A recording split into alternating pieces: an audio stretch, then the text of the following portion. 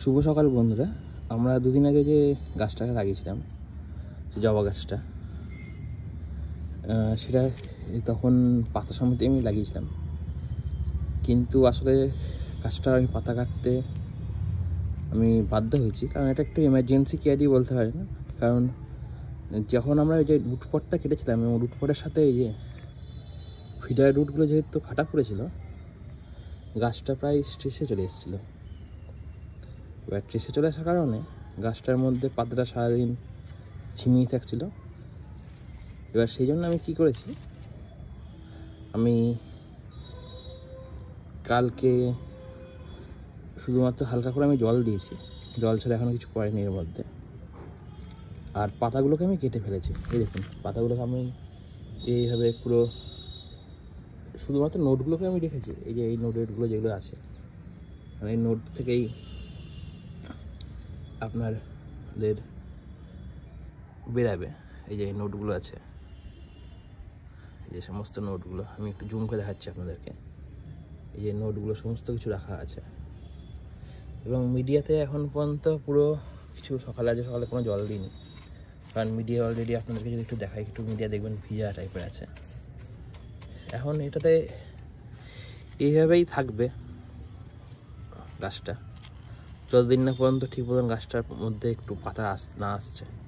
কারণ কালকে পুরোটাই পাতা ঝিমিয়ে গেছিলো, সেই জন্যই গাছের পাতাগুলো আমি কেটে দিয়েছি।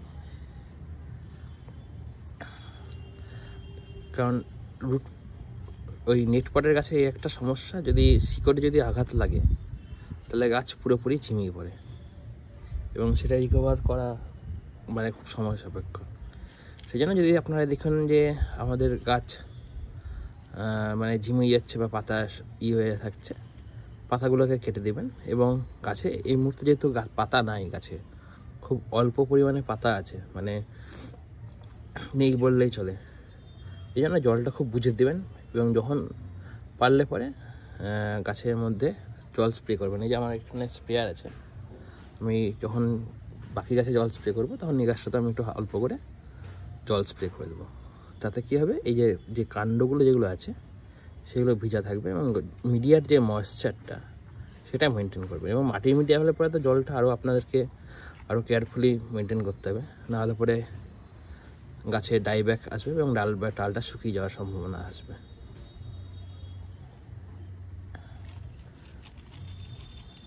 এবার দেখা যাক কতটা গাছটা রিকভার করা যাচ্ছে। কারণ নেটপটের জন্য এটা সমস্যাটা হয়েছিল, অন্য কোনো এখন যা ওয়েদার ঠান্ডা হয়ে চলে এসছে, যদি ওয়েদারটা একটু আপনার মানে মাটি থাকতো বা মাটির নেটপট যদি না থাকতো, তাহলে মাটি সমেতি বা বেয়ার রুট করে বা মাটি সমেতি মাটির মিডিয়াতে বসিয়ে দেওয়া যেত, তাহলে কোনো অসুবিধা হতো না। যেহেতু এটা নেটপটের গাছ এবং নেটপটের গাছটা একটু মানে আফটার শক পেয়েছিল গাছটা, এবং পাতাগুলো ঝিমিয়ে গেছিলো, সেই জন্য গাছটাকে আমি বেয়ার রুট করে রেখেছি। এখন দেখতে পাচ্ছেন গাছের মিডিয়াতে রাখলে পরে জল বেরাচ্ছে, তার মানে এখনও মিডিয়াতে ভালো পরিমাণেই জল আছে, ময়েস্ট হয়ে আছে সেই জন্য, এবং গাটাও ঠান্ডা হয়ে আছে, সেই জন্য আমি কোনো আর জল এখনও পর্যন্ত আমি দেবো না। এটাই। ধন্যবাদ, আপনারা ভালো থাকবেন এবং দেখা হচ্ছে আগামী ভিডিওতে। আশা করছি গাছটা আমি রিকভার করতে পারবো। এবার রিকভার হয়ে যাওয়ার পর যখন একটু আস্তে আস্তে হালকা কিছুটা একটু পাতাগুলো আসবে, তখন আমি গাছে ফিডিং স্টার্ট করব, এবং সেটা কী ফিডিং দিচ্ছি বা কী করে কী করছি সেটাও আপনাদেরকে সামনে আমি তুলে ধরবো। ধন্যবাদ। আর যদি ভিডিওটা ভালো লেগে থাকে তাহলে ভিডিওটাতে like, comment, share and subscribe করবেন এবং আপনাদের মূল্যবান মতামত আমাকে জানাবেন।